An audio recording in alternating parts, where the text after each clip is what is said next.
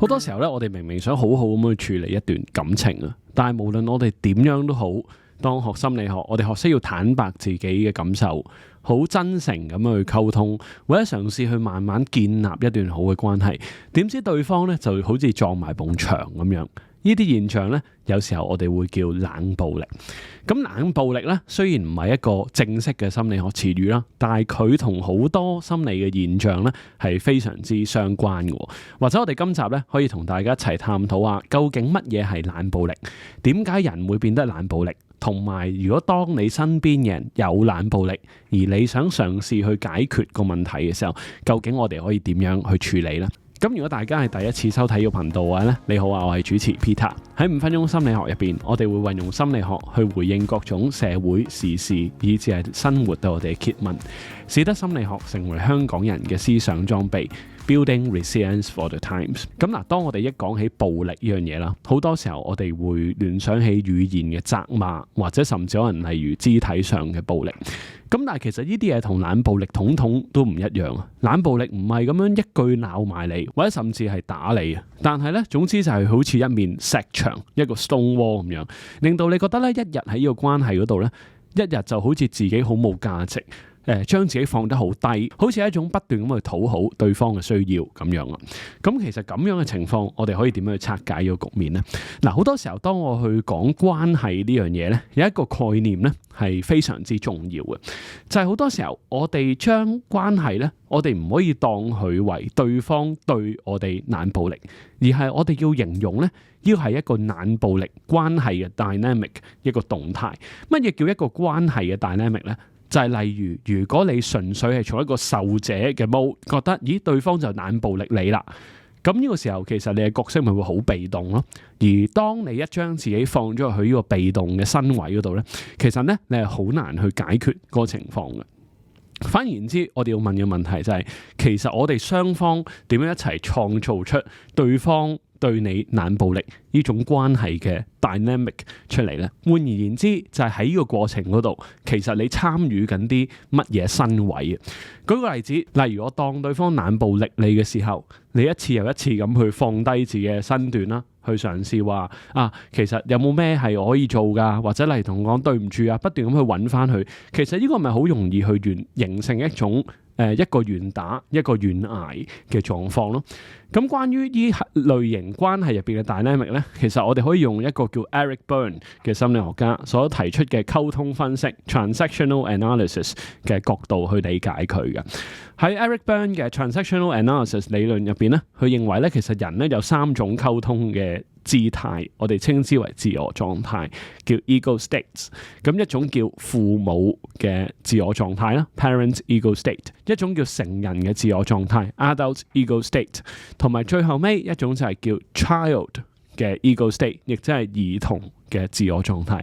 咁嗱，可以舉個例子，就係例如 parent、adult 同埋 child 各自會有啲乜嘢嘅自我狀態。例如 parent 咧，可以係咁樣講嘢。就係其實你咁做唔得嘅，你都冇問過我，一種好似好家長式 controlling 嘅管治。但係我認為其實冷暴力有時都係處於呢種狀態嘅，就係一種你單單係坐喺度，你凝視對方，你一言不發，但係好似你不斷咁去研判緊對方嘅行動，關係嘅主導權完全係喺你自己嗰度。咁呢個就係叫 parent ego state。另外一種咧就係叫 adult ego state 啊。adult ego state 咧其實係一個重點會放喺點樣去解決個問題啦，點樣去 move forward 成件事嘅自我狀態嗰度。就係例如 adult 嘅溝通狀態喺關係上面對問題咧，好多時候其實係一種更加成熟嘅溝通方式嚟嘅。就係例如會好直接咁去表達自己感受啦。就係當咁樣做嘅時候，其實我會對自己有懷疑嘅，我會唔會可以之後我哋咁樣協商同埋溝通啊？咁你會見到其實個 tone 係唔 judgmental 嘅，係好 focus 咁去解決個問題嗰度。咁至於 child ego state 咧，就係一種好無助嘅狀態啦。咁其實你既然咁講，我去改咯。或者你發唔發覺其實冷暴力好多時候係 trigger 做一種模式啊，就係你好似不斷咁去揣測一個判官點樣諗你嗰種狀態。咁呢個都係一個好緊要嘅 reflections 啊。就係例如，如果你係冷暴力覺得受害一方，其中一個幾值得諗嘅問題就係喺你嘅人生入邊，其實呢種最接近冷暴力嘅關係模式係幾時出現嘅咧？會唔會係細個時候父母都係咁樣對你？好似我哋要不斷咁猜測對方嘅要求。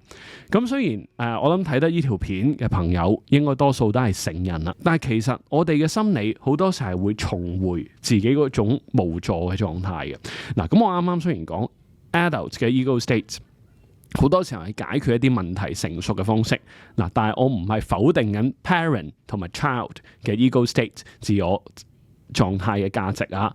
例如我當 child 嘅 ego state 咧，好多時候係歡樂啦，同埋嗰種隨性嘅交流，嗰種 spontaneity 嘅泉源嚟噶。而其實 parent ego state 喺一啲災難嘅情況下咧，亦都會提供咗嗰種安心嘅感覺。只不過係當解決問題嘅時候咧，我哋好自然地個着眼點唔係真係解決咗個問題，而係一啲未處理好嘅問題嘅情感宣泄啦。就係例如可能嗰個比較 parent ego state， 即係可能我會覺得比較傾向冷暴力狀態嘅。其實好多時候佢對於自己嘅情感會好抗拒，咁而對於自己真實嘅需要情感係覺得抗拒嘅時候，佢就會用一啲唔同嘅方法去令到自己情感得以俾人睇到。就係例如我當係唔表達，等對方嚟主動關心自己嘅情感，使得自己嘅情感有一個宣泄嘅出口。或者例如 child ego state 嘅你，可能亦都係重演咗細個嘅時候自己嗰種無助嘅模式啊。咁你可能話即係我點會自願去重演嗰種無助嘅模式啊？咁當然唔係自願啦，但係人嘅心理就係一個咁樣一回事咯。人係會願意為咗揾翻一種熟悉嘅感覺，去令到自己陷入痛苦度。而且喺 transactional analysis 溝通分析嘅角度去講咧，其實一種 parent to child 嘅 ego state 咧，我哋會甚至話係一種叫 complementary transaction 嚟嘅，亦即係一種互補嘅溝通。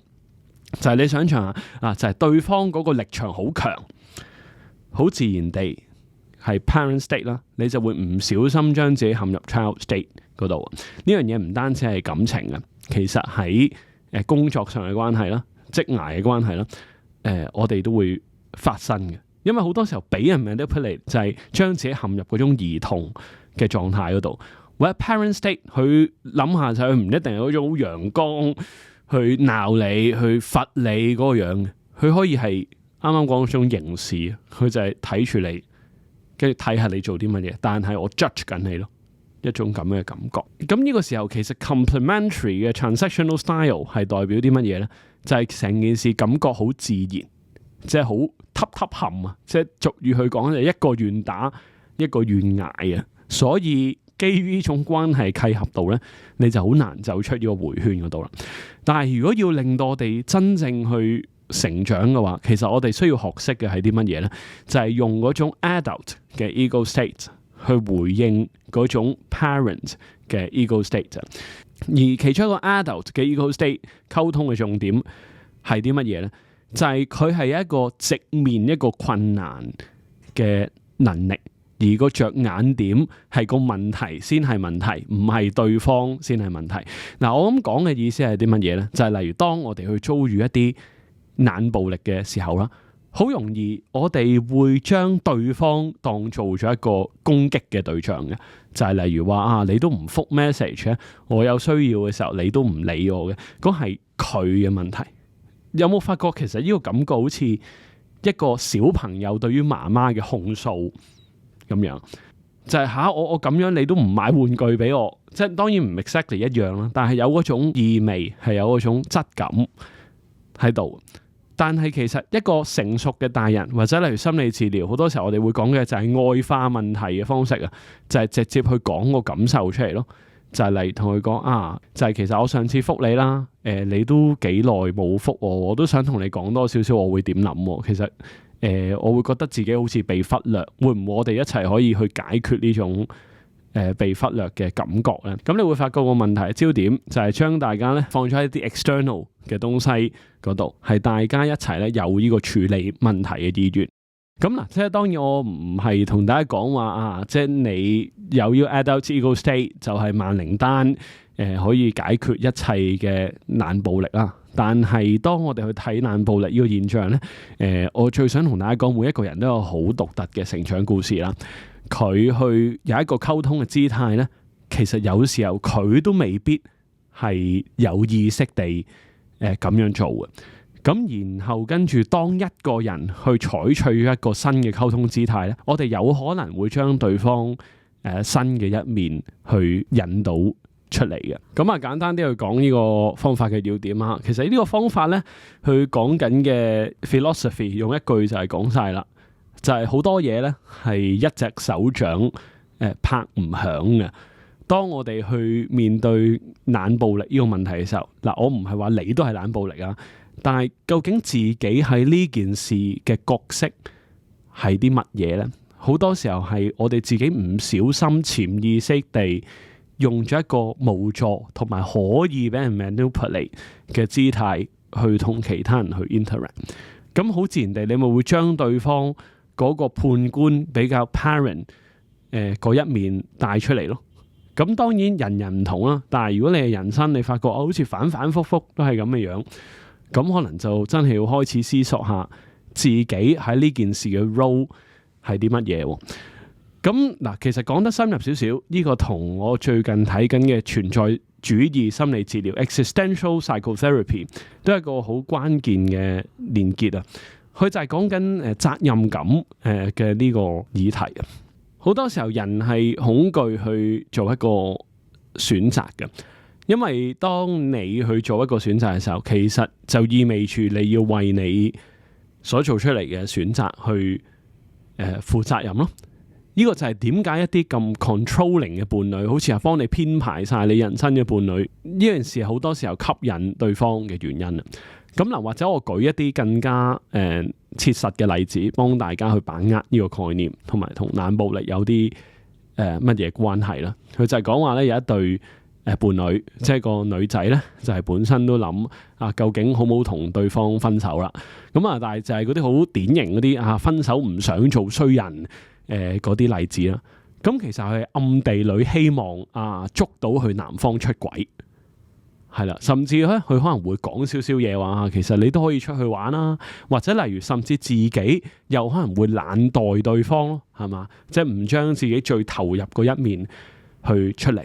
咁呢樣嘢好似施加緊一啲冷暴力咁樣咯，但係其實呢個施加冷暴力嘅一方，佢真正想面對係啲乜嘢？就係佢唔想自己做分手嘅呢個選擇咯。於是佢暗地裏去做呢啲咁樣嘅行為，就可以令到對方做提出分手嗰個，或者例如去到一個 situation， 你捉到一啲係必然要分手嘅情況啦，好似例如對方出咗軌啦，咁其實成件事咪好理所當然咯。